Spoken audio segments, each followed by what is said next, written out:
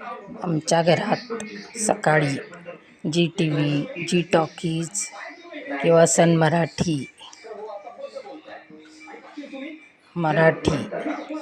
E T V याच्यावरून वेगवेगळ्या चॅनलवरून कीर्तन सेवा आम्ही ऐकत असतो आणि दिवस आनंदी जातो. कीर्तन आमच्या घरात सर्वांना खूप आवडते व सकाळच्या वेळी भक्तिसंगीत, कीर्तन हे आम्ही टी व्हीच्या माध्यमातून देवळात जरी जाणं झालं नाही तरी रोज आम्ही कीर्तन श्रवण करतो.